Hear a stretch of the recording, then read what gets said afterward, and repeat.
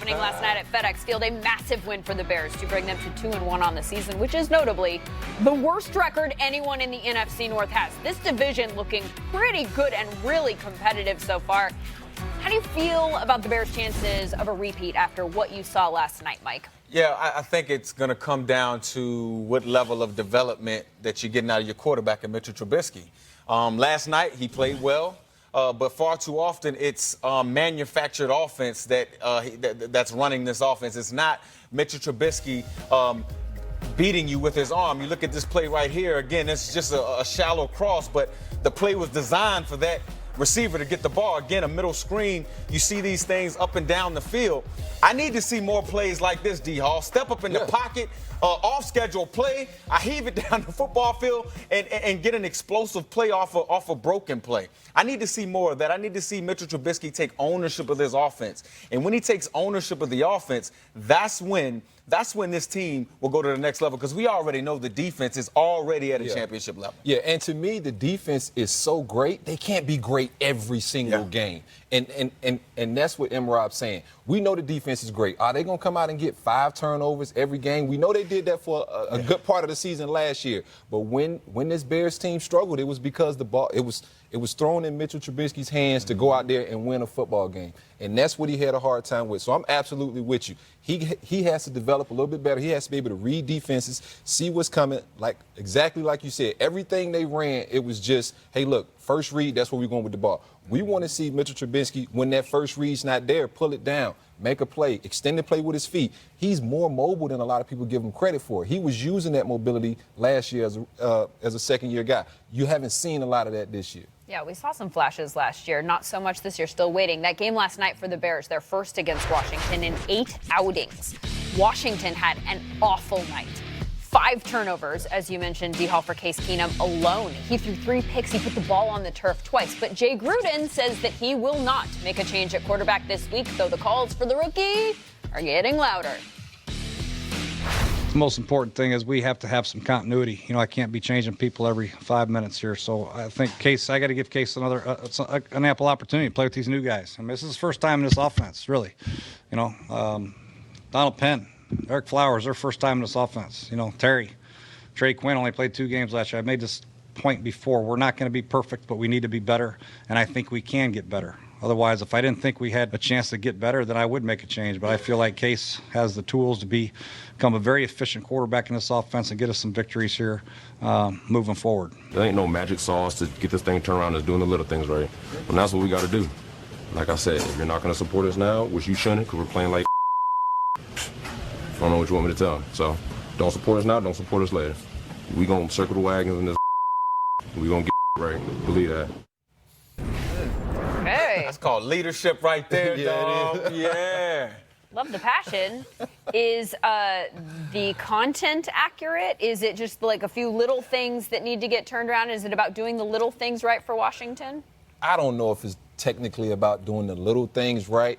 I think they do need a big spark. I think they do need Dwayne Haskins. And for the longest time, and let me say this, it's not Case Keenum's fault. So, America, don't sit here and think everything is Case Keenum's fault. He didn't have an interception he didn't have a turnover until last night. So we're not sitting here saying everything's Case Keenum's fault. I'm just simply saying, if Jay Gruden really wants to fight for his job and show people that he wants to be here, he will try to develop this quarterback, because then he will be tied with this quarterback.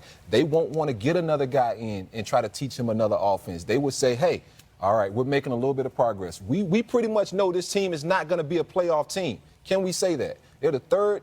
They might be the worst team in their division. But for that reason, D. Hall, is that a responsible way to start his career? That's what I'm saying, man. You owe it to the kid to not put him out there and have his career sabotaged. So are we sitting here saying he can't play at all? I'm not or are saying we saying he just doesn't know enough of the playbook to say, hey, all right, he's a better option in Case? I've seen Dwayne Haskins throw that football. It ain't close. It is not close. We've watching also Case seen throw Jamarcus Russell throw the football too. But watching Case throw the football and watching Dwayne Haskins throw it is not even close. So I'm just saying, yes, maybe you go from going into a game playing with 60 plays to 35, 40 that you really, really like. But you have to, as a coach, it's no longer about me as a coach. I have to try to put this player in the best position to win football games. And as an organization, that's what you have not seen that in the Washington Redskins. Agreed. And I think the bigger issue is not with anything on the field. There's not this little, you open the splits up on the offensive line and that'll fix some things. These issues are bigger. It's a big reason why one of the best left tackles in football isn't in that building. This issue is bigger than whether it's a quarterback switch or anything like that. And I think the front office, Dan Snyder, Bruce Allen, they have to figure out what type of team they really want to be. I'm from the school of thought, don't push this kid out there and sabotage his career. You don't have your left tackle. You're not playing football well. The defense can't cover anybody, okay? So why put him out there, at least right now? Why put him out there and sabotage him? Because at the end of the day, Jay Gruden sees him every day at practice. But don't you think he would put him out there if he was ready? This team is as good as they say it is with their lip service. If they're as good as they say they are, having that quarterback in there, I don't see it hurting them. Like, forget about what they say. What do you see? Are they as good as they say they are? I don't think they are. And I think that's the problem. I don't think they're as good as they. I mean, like I said, it's not Case Keenum's fault. This offense has done enough besides last night. They've done enough. Can we admit that? Yeah. This defense, who we thought was supposed to be top 10 ranked defense, they've given up 30 points in every game. Yeah, man, guys aren't making plays on the defensive side of the ball. It was questions about the coordinator last year. You bring them back. Now there's still questions, and we're going to keep our coaching staff through the remainder of it just sounds like Jay Gruden doesn't. That sounds like he doesn't want to be there. It sounds like he knows the writing's on the wall instead of clawing and fighting and doing what he's trying to get his team to do, which is keep fighting. Right? Keep fighting. So you don't think sticking with at least a proven starter in this league in Case Keenum, you don't think sticking with him is him fighting for his job, or you think putting out maybe a young kid that's not ready to play is saving his job? I mean, I think he's ready to play though. I think he's ready to play. And we've seen it time and time again. If there's just a little spark of optimism, then usually maybe it could buy somebody another year. Yeah. So we've established there's a long to-do list of things that need to be addressed in Washington. Can I add buy a spoon to that list? Look at over Jay Gruden's shoulder. That is a man stirring Gatorade with a stack of cups. Is that for real? Man. With the plastic man, with a stack of cups. I didn't know what that was last night. That's a stack of cups. Wow. Yeah, hey, man. Right. How has it come to this? Hey, man, use everything you can, right? Nah, Emrod, that ain't right. That ain't very sanitary. At least he didn't put his arm in there and He might as well. Oh, my gosh. That plastic didn't If touch anyone on the everybody. Redskins comes up with mono, we'll know why.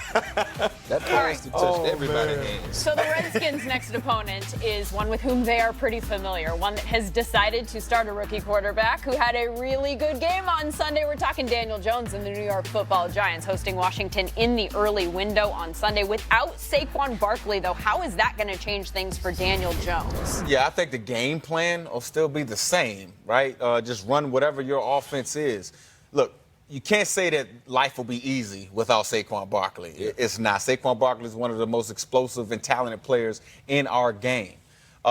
So I think they're still going to run their offense. It's just that when they hand the ball off to the running back, there's no chance that this guy goes 80. He may go 40, but he won't go 80. You just miss that playmaking ability. And I think all of the playmakers on the outside must step up. But, guys, they're playing the Washington Redskins. We just finished talking about them. They've given up 9 pass touchdowns, the second most in the National Football League. So if it's ever a weekend to work on offense, work on your passing game, get some confidence in your young quarterback, this is the week to do it. Sorry, Redskins. Sorry, D-Hall. My bad. But see, for me, it looks okay as a Redskin fan because, like you said, you don't have Saquon Barkley. And, yes, the threat of him running the ball scares the heck out you, but the threat of him just being in the backfield changes defenses. So now Daniel Jones won't see a lot of 8-man boxes. He'll see more guys in coverage. And I'm hoping as a Redskin fan that they play a little more zones. A lot of teams always think, oh, you play man against young quarterbacks. No, you don't. You play zone so they can see all those bodies and have to try to figure out